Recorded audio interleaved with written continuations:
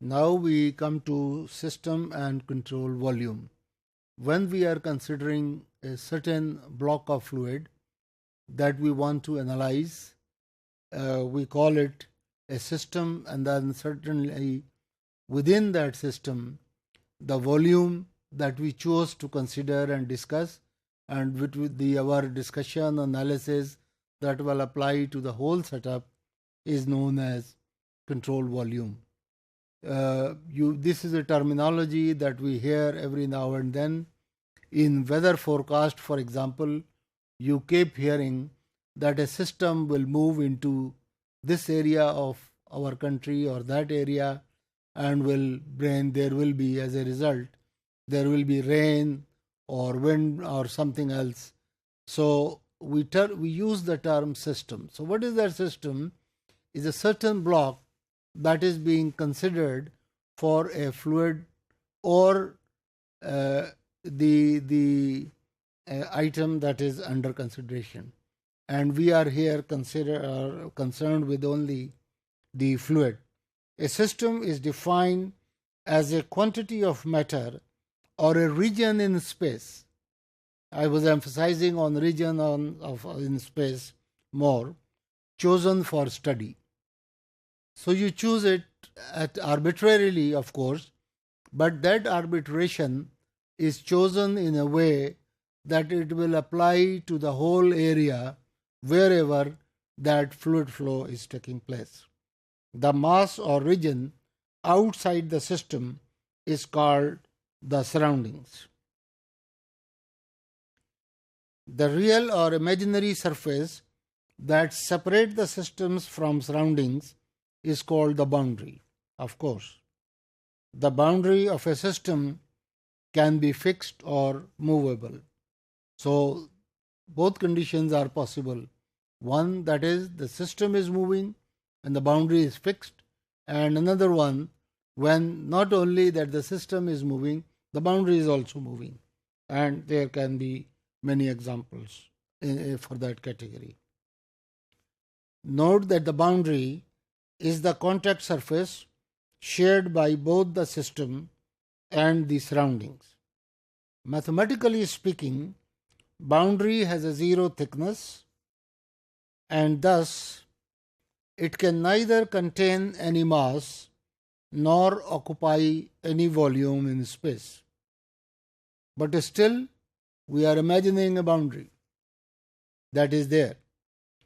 So system may be considered to be closed or open depending upon whether a fixed mass or a fixed volume in space is chosen for study. This is very important. Whether you chose the volume or the mass, but you chose a certain area that is that we want to study and analyze. We give a little example here. A system is defined as a quantity of matter or a region in space chosen for study. A closed system consists of fixed amount of mass. An open system or control volume is a properly selected region in space. You see two pictures here. On the left, we see, for example, if we are heating something, then the gas will expand as its temperature will rise.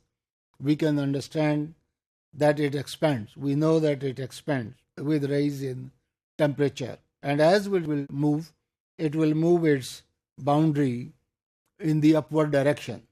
So here is a case that we are considering the gas or movement of gas, and as a result the movement of the piston, but that is, boundary is changing in that case.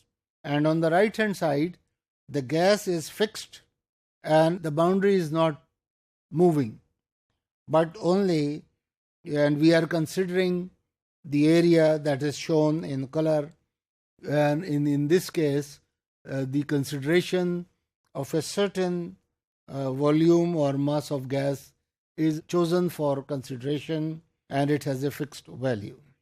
And a little more about it. When a control volume is chosen, then of course the volume that we are considering and trying to analyze has a certain dimension and limitations, and we attach to it a boundary that doesn't really exist because the fluid flow chosen is within the flow.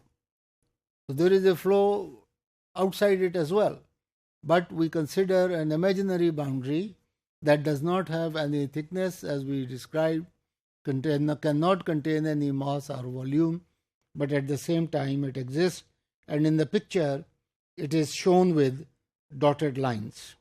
And when there is a real boundary, you can see that it's a solid boundary, solid wall, and during which the fluid is flowing. And in the second case, we have shown here, and in which, for example, gas or liquid can be allowed to enter through a pipe into this utensil, and as the fluid will enter, the boundary above is going to move upwards. So there are many ways in which we can allow the fluid to enter.